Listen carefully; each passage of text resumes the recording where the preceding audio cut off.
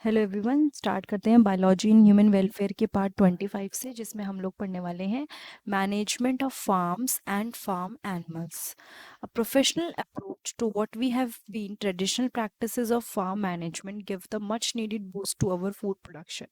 देखो, अब क्या हुआ है कि जो भी चीज़ें पुरानी थी, जो ट्रेडिशनल प्रैक्टिसेस हम परफॉर्म करते थे, उसमें प्रोफेशनल अप्रोच, उसमें नई चीज़ें एडवांसमेंट लाना, प्लस जो फार्म मैनेजमेंट है उसने क्या किया है, जो फूड प्रोडक्शन होता है उसमें बूस्ट प्रोड्यूस किया। बूस्ट यानी किसी चीज़ बढ़ावा देना। समझ लीजिए कोई चीज़ पहले नॉर्मल थी, फिर उस पर वर्क हुआ या जैसे भी हुआ, उसके बाद उसमें बूस्ट आया।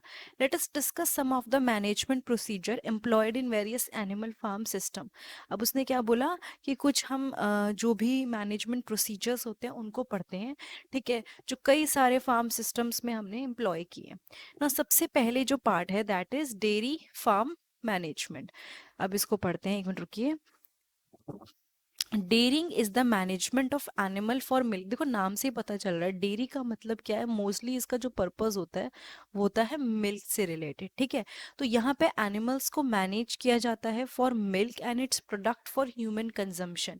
और जो भी प्रोडक्ट उसका निकलता है उसको यूज किया जाता है किसके लिए? ह्यूमन कंजम्पशन के लिए। तो पहली चीज, जो पहली रिक्वायरमेंट है वो है कि मिल्क प्रोड्यूस जो होता है उसको मैनेज किया जाए, प्लस जो भी उसके प्रोडक्ट निकल रहे हैं वो ह्यूमन कैसे यूज करेगा उसके लिए। Can you list the animal that you would expect to find in a dairy? What are the different kind of product that can be made with milk from a dairy farm? Obviously बात है, जो लोग दूध वगैरह का काम करते हैं, दूध बेचने का काम करते हैं, they also work for different kind of thing, that like वो पनीर का काम कर लेते हैं या घी का काम करते हैं। तो ये सारी चीजें, ऐसा नहीं है कि जो दूध निकाल रहा है वो सिर्फ दूध ही निकाल रहा है, वो और भी चीजें और भी प्रोडक्ट उनके बिकते हैं मार्केट में। In dairy farm management, we deal with processes and system that increase yield and improve quality of milk. मतलब जो दूध है वो भी ज़्यादा प्रोड्यूस हो, ज़्यादा बढ़े, प्लस जो मिल्क की क्वालिटी है वो भी बेटर हो। Milk yield is primarily dependent on the quality of breeds in the farm. दूसरी चीज उसने क्या बोली कि ये जो मिल्क यील्ड है वो डिपेंडेंट होता है किस पे? कि जो क्वालिटी है ब्रीड्स की ना। व्हाट डज दैट मीन कि ब्रीड की क्वालिटी से क्या मतलब है? देखो बच्चा, ब्रीड की क्वालिटी का मतलब हो गया कि उस जगह पे जो जो भी जिससे भी मिल्क बन ला रहे हैं, चाहे वो बफेलो है, काव है, वो कैसा है, ठीक है। तो वो किस पे डिपेंडेंट हो गया? क्वालिटी ऑफ ब्रीड्स पे in the farm. Selection of good breeds having high yielding potential under the climatic condition of that area combined with resistance to disease is very important. अब देखो क्या होता है, सबसे पहली चीज हमारा जो फोकस होना चाहिए कि हम गुड ब्रीड, अच्छी ब्रीड को सेलेक्ट करें जिसका हाई यील्डिंग पोटेंशियल हो, यानी कि ज़्यादा से ज़्यादा यील्ड पोटेंशियल हो, ज़्यादा से ज़्यादा वो चीज़ें प्रोड्यूस करे, ठीक है। उसके बाद उसको कंबाइन करते हैं हम किससे? रेजिस्टेंस टू डिजीजेस, मतलब कि वो पर्टिकुलर ब्रीड जल्दी बीमार ना हो। आप क्या आप पसंद करोगे कि जो दूध आप पी रहे हो वो एक ऐसी गाय ने दिया है जो बीमार है? नो। और ऑब्वियसली जब वो बीमार होती हैं तो उनके बाकी के जो फैक्टर्स हैं उन पे बहुत ज़्यादा जोर देखने को मिलता है, तो वो तो कोई भी नहीं चाहेगा। तो ये एक चीज हो गई।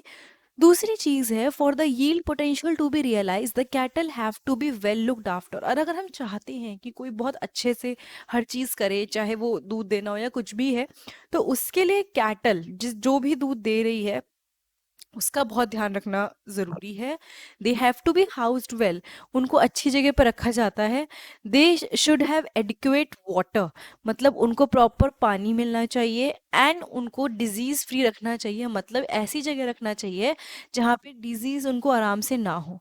The feeding of cattle should be carried out in a scientific manner, मतलब कि ये जो कैटल की फीडिंग है, ठीक है, जहाँ पे कैटल को फीड कर रहे हैं वो प्रॉपर साइंटिफिक मैनर में होना चाहिए। दूसरी चीज, टच ना हो हर चीज की, गंदे गंदे हाथ लग रहे हैं वही खाए जा रहे हैं, ठीक है। स्पेशल एम्फेसिस होना चाहिए quality and quantity of fodder.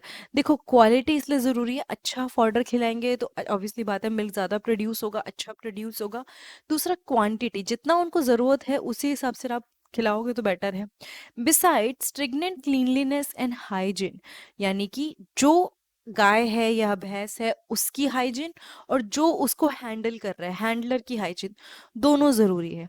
Are of paramount importance while milking, storage and transport of the milk and its product, यानी कि हाइजीन का ध्यान रखना बहुत ज़रूरी है, क्लीनलीनेस का ध्यान रखना बहुत ज़रूरी है। दूसरी चीज़, जब भी मिल्किंग यानी मिल्क निकले और उसको स्टोर किया जाए, उस मिल्क को ट्रांसपोर्ट किया जाए या उसके प्रोडक्ट्स को ट्रांसपोर्ट किया जाए, तो बहुत ध्यान रखना चाहिए कि बहुत साफ सफाई से ये सारे काम हों। Nowadays, of course, much of these processes have become mechanized, which reduces chance of direct contact of the produce with the handler. आजकल क्या हो गया है, जो भी चीज़ें दी जा रही हैं, बीट मिल्क या जो भी चीज़ें हैं, उसका डायरेक्ट टच खत्म हो गया है। ऐसा नहीं हो रहा है कि लोग जैसे पहले करते थे, दूध को डायरेक्टली छू लेते थे, वो दूध फिर गाँव में कहीं और दिया जाता था और वो हाथों से डायरेक्ट टच होता था। अब वो चीज़ बहुत कम है। लाइक अब क्या होने लग गया है, फैक्ट्रीज में जैसे भी दूध, मतलब जहाँ पे ये प्रॉपर, जहाँ फार्म्स होते हैं वहां से दूध लाया जाता है, वो भी ऐसा नहीं कि टच करके, वो पाइप्स लगाए जाते हैं। फिर वो जहाँ भी फिल होता है उसके बाद उसको नई जगह पे ले जाया जाता है, उसको पेस्चराइज किया जाता है, फिर उसको नई जगह पे ले जाया जाता है। तो नाउ जो प्रोबेबिलिटी है कि डायरेक्ट कांटेक्ट होगा किसका, हैंडलर का, किसके साथ, जो मिल्क प्रोड्यूस कर रहा है, वो काफ़ी कम हो गया। Ensuring this stringent measure would of course require regular inspection with proper record keeping. अब ये proper अगर measure लेने हैं तो उसमें क्या ज़रूरी है, regular inspections की। मतलब जो भी है, वैसे तो लोग करते हैं जब दूध वगैरह या जो भी फैक करते हैं, वहाँ पे इंस्पेक्शंस होते हैं कि काम अच्छे से हो रहा है नहीं हो रहा है, विथ प्रॉपर रिकॉर्ड कीपिंग, मतलब उनका रिकॉर्ड भी रखा जाता है। It would also help to identify and rectify the problem as early as possible.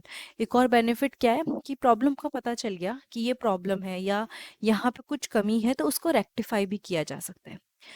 Regular visit bye a veterinary doctor would be mandatory. Veterinary doctor कौन होता है, जिसको वेट बोल देते हैं, वो किसका डॉक्टर होता है, जानवरों का डॉक्टर। तो वो डॉक्टर भी विजिट करे, बताए सब सही है, चेकअप करे, that is also very much needed.